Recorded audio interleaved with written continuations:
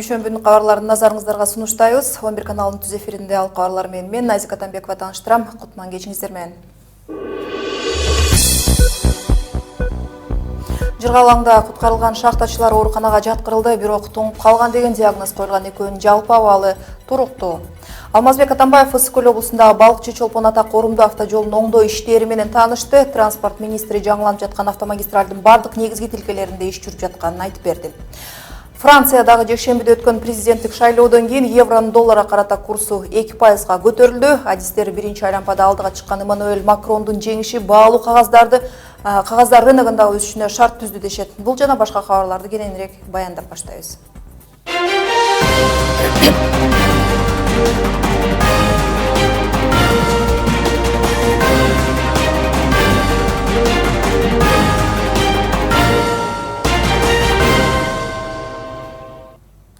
Оолу аймактык кабарлардан Ысык көл облусунун Ак Суу районуна караштуу Жыргалаң айылында ураган шахтанын алдында калып, 2 күндөн кийин куткарылган кеңчилер учурда медициналык кароодон өтүп жатат. Эске салсак, 22 апрелде түштөн кийин Жыргалаң айыл аймагындагы Дөргө көмүр шахтасы урап, ичиндеги 2 адам дайынсыз болуп жаткан. Маалыматтарга караганда шахтанын ичинен суу чыгып кире бериши бүтөлүп калган. Эртең саат 10:10 куткаруу иштери аякталды. Алар тирүү аман эсен, бирок бир аз суукта жүргөндүгүнө байланыштуу медиктер карап, азыркы убакытта больницада, бекаптанада жатышат. Бир жумага чейин карайбыз деп айтышты. Ошо жетекчиси, бекаптананын жетекчиси бир жумага жакын кароодо болушат деп айтышты. Куткаруу иштерине жалпысынан 200 адам катышып, 3 атайын техника колдонулган. Мындан тышкары Кумтөр оперейтинг компания суу соргучу иштелген. Буга чейин да бул өңдүү окуя болгон. Мурдагы жылы Жалал Абадта ураган шахтанын алдында калып калган адамдардын өмүрү үчүн ÖKM куткаруучулары түн ортосуна чейин күрөшүп, Дайырбек Байскуловду аман алып калышкан. Башка жаңылыктардан Алмазбек Атамбаев Ысык көл облусундагы балыкчы Чолпон Ата корумдуу автожолунун оңдоо иштери менен таанышты. Транспорт жана жолдор министри Жамшитбек Калилов мамлекет башчысына жаңыланып жаткан автомагистралдын бардык негизги тилкелеринде иш жүрүп жатканын айтып берди. Министрдин айтымында туристтик сезон башталганга чейин Чоктал Чолпон Ата тилкесинде асфальт төшөө иштери аяктайт. Президент жолду жаңылоого зарыл каражаттарын табылышы менен куруучулар жолду өз маалында жана сапаттуу бүтөөрүүгө тийиш экенин белгиледи. Буга чейин Ысык көл облусундагы балыкчы корумдуу жолун салган куруучулардын айлыгын төлөө үчүн 95.965.072 сом бөлүнгөн. Жакында эле президент тарабынан кошумча дагы 1 миллиард каражат бөлүнөрү айтылган.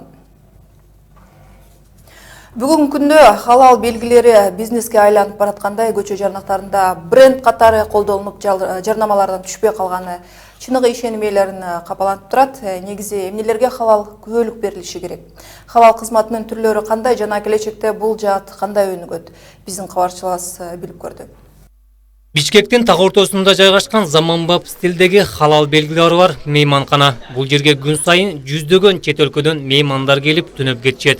Кардарларды тейлөө жагынан дагы светтик мейманканалардан көп деле айырмасы жоктой көрүнөт. Самое главное отличие наших гостей. Биздин отелде продукциялардын баары халал. Башка мейманканалар өзгөчө коноктор үчүн гана мындай кызмат көрсөтсө, бизде баарына бирдей таза халал тамактарды сунуштайбыз. У нас это каждый день сервируется халал завтрак, халал еда. Мейманкананын халал белгилерин көрүп, аны тастыктоочу күбөлүгүнө кызыктык.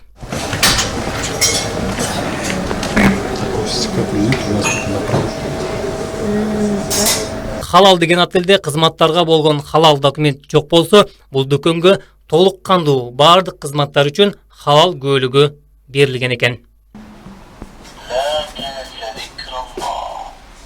Дүкөнгө киргенде эле биздин көзүбүзгө халал азыктардын катарында турган кадимки эле бал урунду.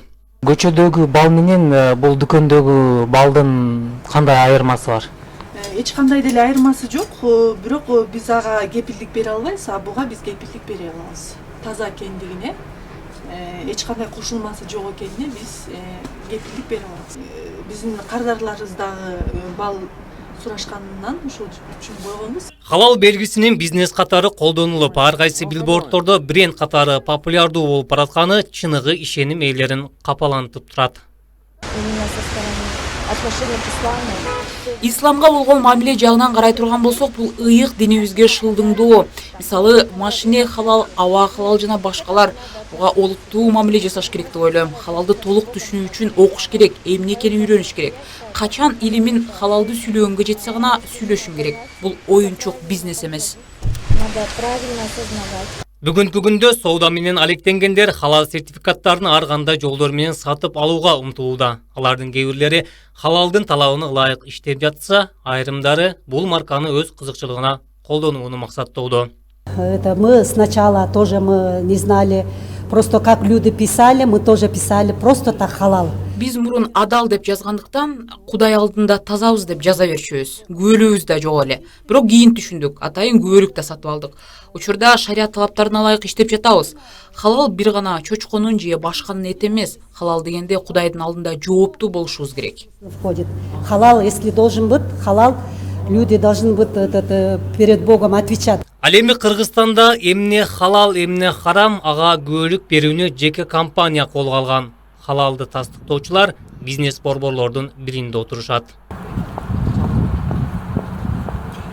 Халал күбөлүгүн берүүчүлөр мындан 5 жыл мурун түзүлгөн. Буга чейин мекеме Кыргызстандын дин башкармалыгы менен чогуу иш алып барган. Кийинчерээк өзүнчө иштөөнү чечип, дүйнөлүк стандарттарга ылайык жекече халал күбөлүк бере баштаган. Жеке иштер катары мына биз каткодон өткөнбүз. Биз кылган кызматыбыз акча албайбыз. Канча сом турат кирсин? Биздин ишкананын өзүнүн прайсы бар. Дүйнөдө эң арзан акы биздики. Не, орточо стандарт айтылат. Орточосу бир жылга биз 15-20 миң сом керек. Ошондой эле халал күбөлүк берүүдө жеке жактарга альтернатива катары мамлекет дагы иш алып барат. Мамлекеттин халал сертификаты жеке жактардан муфтият менен иш алып барганы жагынан айырмаланат. Талаптары жеке жактар берген халал күбөлүк менен бирдей эле. Баасы болсо жеке жактарга салыштырмалуу 2 эсе арзан турат. Альтернативы со стороны государства было. Бир сөз менен айтканда, мамлекет жеке компанияларга альтернатива катары кызмат кылып жатат, элдерге туура маалыматты жеткирүү үчүн. Кимге көбүрөөк ишенүү, ал кардарлардын эрки. Бизде талап катуу болуп жатат. Ар бир товарды биз маркировкалап баштайбыз. По убойному цеху, где на процесс убоя. Одним словом, сейчас государство дало альтернативу. Өлкөдө халал стандарт боюнча кайчы пикирлер азырынча толук жообун тапчууда эмес. Себеби халал стандартка өтүү процесси эми эле башталып атыптыр. Жакынкы жылдары халалдын дүйнөлүк стандарттарына ылайык жаңы тейлөө жааттары пайда боло баштайт. Халал эс алуу, халал пансионат, халал мончо, халал такси, халал косметика деген бизге жат түшүнүктөр кадимки жашообуздун бир бөлүгү болуп калуусу ыктымал. Халал менен харамды айырмалай билүү биздин диний билимибиздин көз каранды болуп калат. Исмат Ибрагимов, Мээрим Маданбекова, телеканал 11. Дал ушул адал темасынын тегерегинде кепте муфтияттын фатва бөлүмүнүн адиси Токтогаз уулу Бактыяр мырза менен улантмай болуп турабыз. Саламатсызбы, Бактыяр мырза? Адегенде эле сизден сурайын деп атам, адал менен халал түшүнүгүн айтып берсеңиз. Бисмиллахиррахманиррахим. Албетте адал деген сөз бул кыргыз тилинде айтылган сөз. Ал эми халал деген бул арабчада анан азыркы дүйнөлүк сөз болуп кетти деп айтсам жаңылышпайм да. Адал дегенде биз эмнени түшүнөбүз? Адал дегенде же болбосо халал дегенде эмнени түшүнөбүз? Бул шариатка ылайык бардык ушул тамак аш болсун, союлган мал жан болсун, ушул шариатта тыюу салынган арам болбогон нерселердин бардыгы бул адал деп эсептелинет. Ал эми азыркы учурда баягы бизде сертификат берүү маселеси дагы бар. Бул жакта жеке ишкерлер бар, жеке адамдар сертификат бергендер. Ошондой эле азыркы тапта биздин кыргыз стандарт менен муфтияттын биргеликте дагы өзүнүн стандарты бар. Ошол халал бере турган.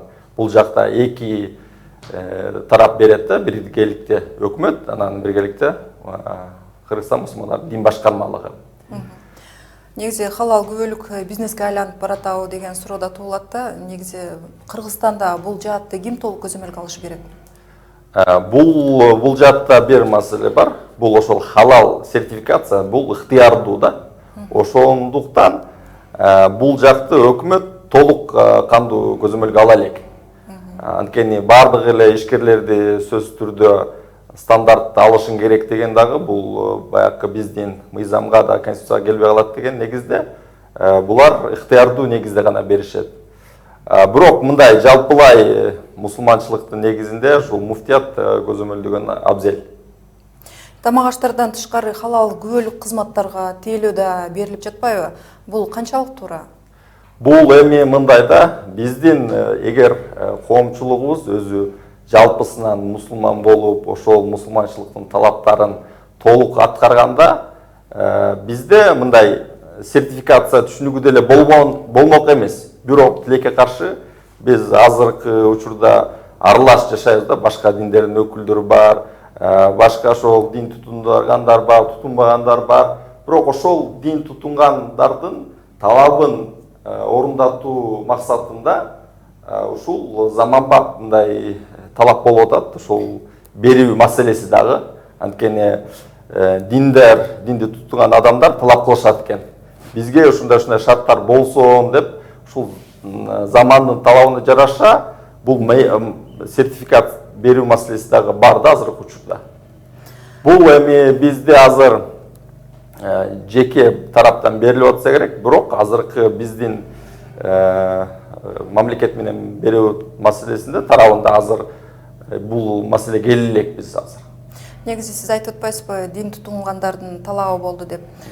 Кантип алса болот? Чындап эле ушул халал сертификациясы берилген деп. Бул жерде мындай, алар берүүдө дагы ошол ишкана дейлибизби, же болбосо мейманкана, ошол чындап эле баягы диний талаптарды көзөмөлдөөчү органдар барбы ошондо? Жок, бул жерде көзөмөлдөй турган, чындап эле халал экенин көзөмөлдөй турган ошол бир өзүнчө бир көз карандысыз топ болуш керек, сөзсүз түрдө. Анан ал бергенде дагы алар ошол өзүнүн мойнунда да Кудай Тааланын алдында канчалык деңгээлде ал жоопкерчиликти аткара алат. Алып эле баягы өзүнүн балким туура эмес иштерин кылабы, же чындап эле толук кандуу өз ишин аткарабы. Кыргызстанда ошо сертификат бөлүп аткан жайларда кайсынысында мындай канча пайызы толук мындай динге туура дал келген сертификаттарды берип атат деп ойлойсуз? Мен эми биз ушул тармакта баарыбыз жапа-тырмак биргеликте, биримдикте иштешибиз керек да. Кайсы тарап ошол сертификатты бербесин толуккан. Бул жерде сертификатты албастан деле ошол диний талаптарга ылайык кылып, анын тамак ашы деле адал болушу мүмкүн. Ал сөз түрдө баягы мажбурлоо жок да, сөз түрдө сен сертификат албасаң арам болуп калат дегенден алысмын. Ошондуктан бардыгы толук кандуу, эгер адал продукту чыгарам десе, ошол талаптарды толук бойдон аткарып кыла берсе болот да. Бактияр мырза, маегиңизге рахмат айтам. Муфтияттын фатва бөлүмүнүн адиси Токтогазы уулу Бактияр менен халал индустриясы тууралуу маектештик. Рахмат сизге. Рахмат. Дүйнө кабарларына келсек, Францияда президенттик шайлоонун алгачкы айлампанын аякташы жана андан Макрон менен Ле Пендин кийинки баскычка өтүшү евронун өсүшүнө түрткү болду. Мындай пикирди дүйнө жүзүнүн алдыңкы финанс адистери белгиледи. Азиянын каржы базарында евро АКШ долларына карата 2%га өсүп, мындай көрсөткүч былтыркы жылдын 10 ноябрынан баштап катталган эмес. Калкты сурамжылоо натыйжасында Макрондун президент болуу мүмкүнчүлүгү Ле Пенге караганда бир аз жогору.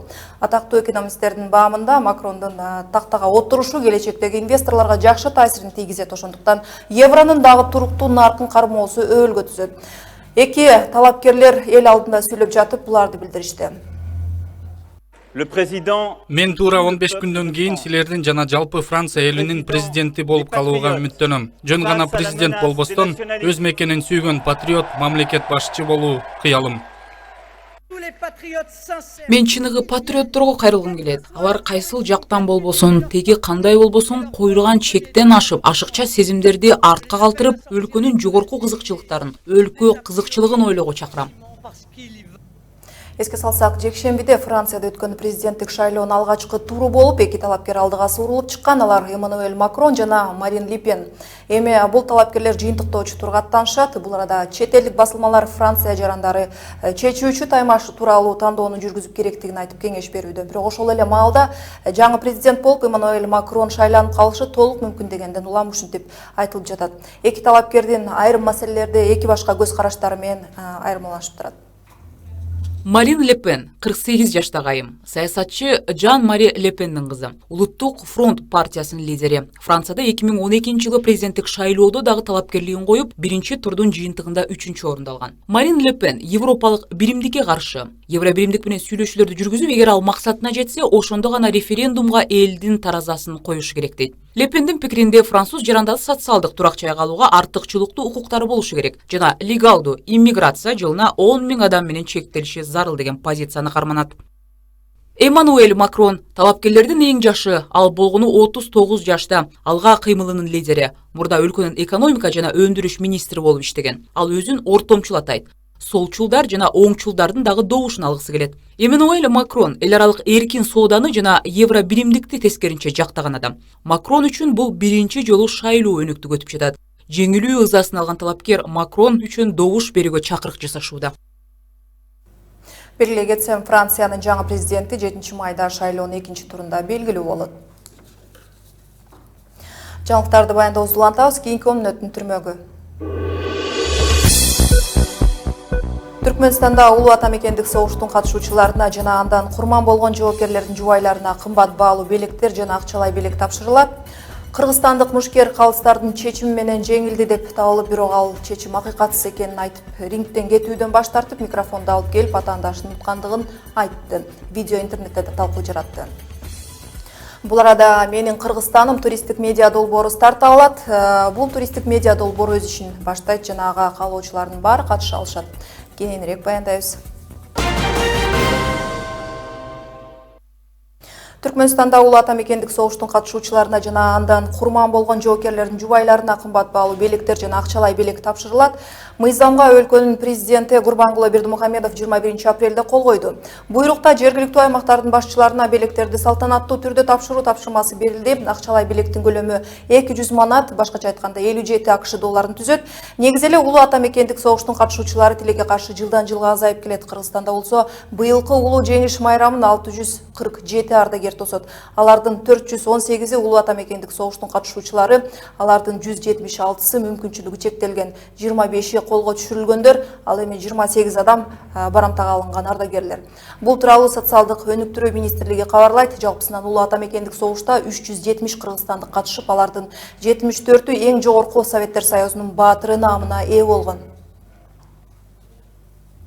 Кыргызстанда эмдөө жумалыгы башталды. 50дөн ашуун дарыгерлер өлкөнүн түштүк аймактарында, Нарын облусунда жана Бишкектин айрым жаңы конуштарында жашаган жергиликтүү тургундарга акысыз эмдөө жүргүзүшөт. Иш-чара эң татаал деп эсептелген 9 оорудан каршы жүргүзүлөт. Медицина кызматкерлеринин айтуусу боюнча, эмдөөнүн жыйынтыгында дүйнө жүзүндө 3 миллион адамдын өмүрү сакталат. Ал эми Кыргызстандагы бул жумалыктын башкы максаттарынын бири коомго эмдөөнүн пайдасы тууралуу түшүндүрүү иштерин жүргүзүү. 24 апрелден 30 апрелге чейин бул иммунизация күндөрү жүргүзүлөт. Бул болсо 50 дүйнө жүзү боюнча 50 мамлекетте бирдей одновременно ушу жүргүзүлөт. Бул жагынан элдин саламаттыгын эгерде ойлосок, бул бизге абдан чоң маани берилиш керек да.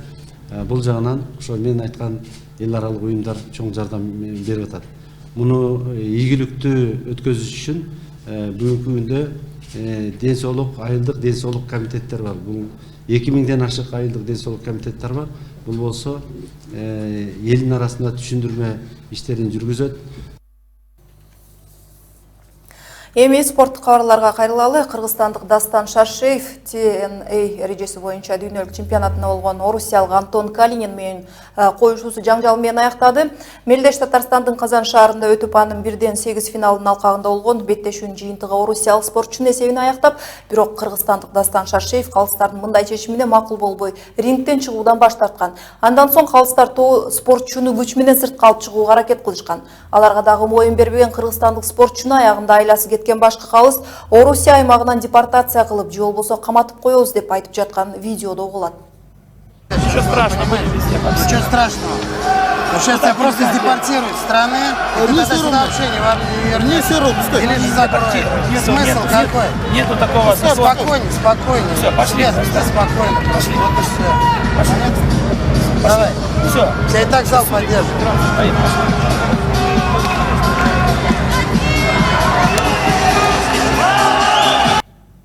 Уюштуруучулар бир нече сурангандан кийин Шаршеев микрофон аркылуу күйөрмандарга кайрылып, алардын өзүнө жан тарткандыгын жана калыстардын чечими акыйкатсыз болгонун белгилеген. Кийинчерээк кыргызстандык спортчу өзүнүн айткандары тууралуу кайрылуу жасады. Анда ал эрежелердин одоно бузулганын, апелляция менен уюштуруучуларга кайрылганын, бирок андан эч кандай майнап чыгаарына көз жетпестигин айтты. Мындан тышкары Шаршеевдин полиция кызматкерлери дагы чыгарып суракка алганын кабарлады.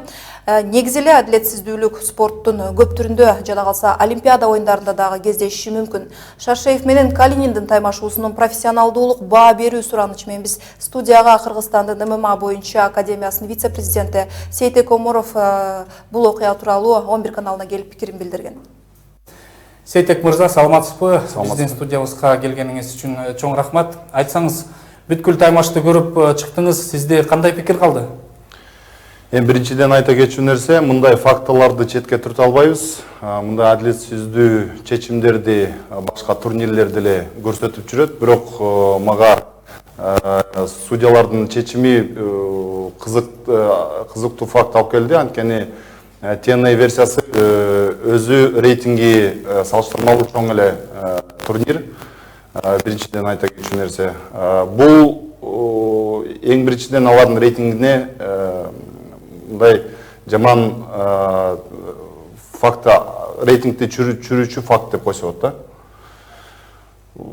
Айта кетчү нерсе, мен видеону карап чыктым. Биринчи, экинчи раундда эки спорт чебер бири-бирине равный бой болуп атты. Үчүнчү, төртүнчү раундда Дастан спорт чеберибиз активдүү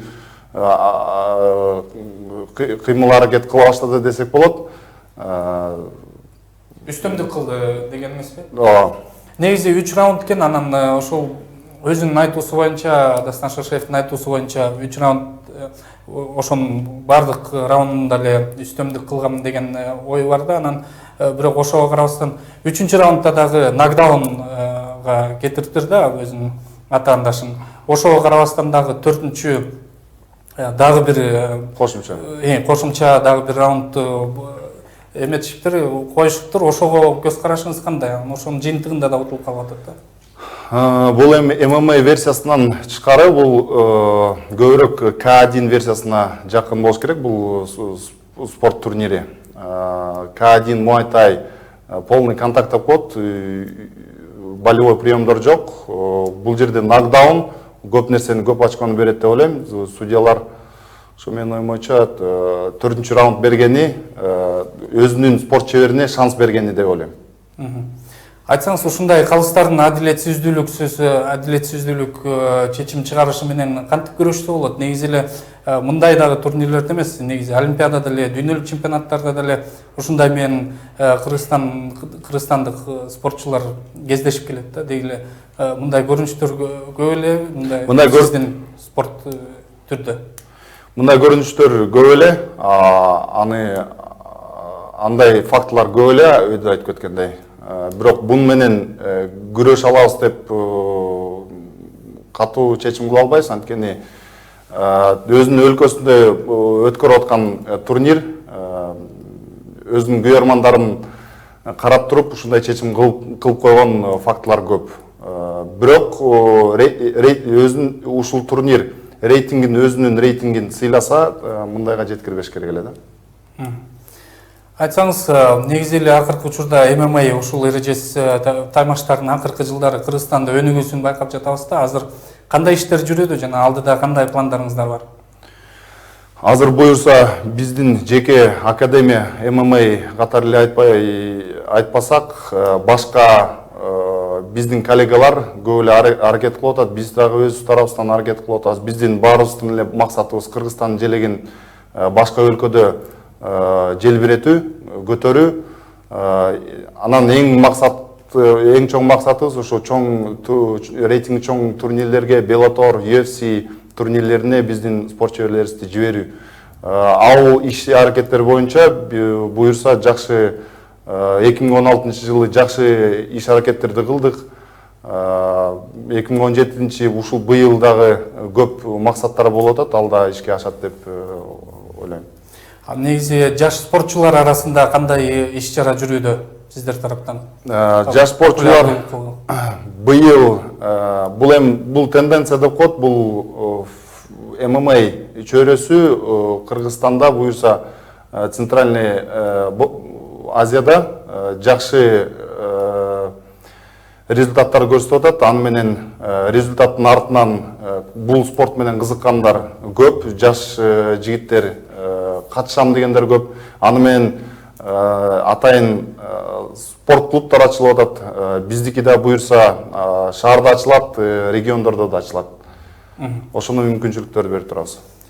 Сейтек мырза, рахмат маегиңизге. Кыргызстандын ММА боюнча академиясынын вице-президенти Сейтек Оморов 11 каналынын бүгүнкү коногу болду. Ийгилик каалайбыз сизге. Сиздерге да рахмат.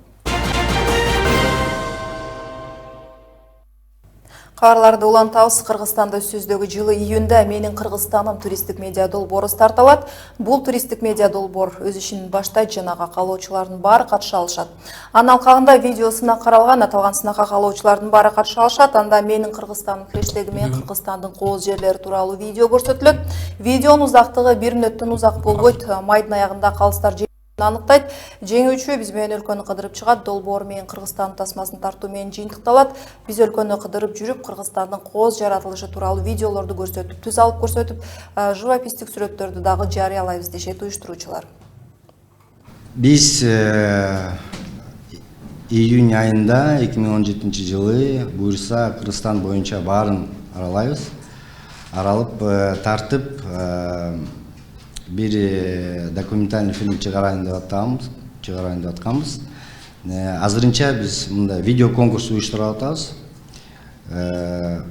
Каалаган киши видеону жасатып 1 мүнөткө чейин чыгарса болот. Ошол жеңүүчү биз менен Кыргызстан боюнча барат.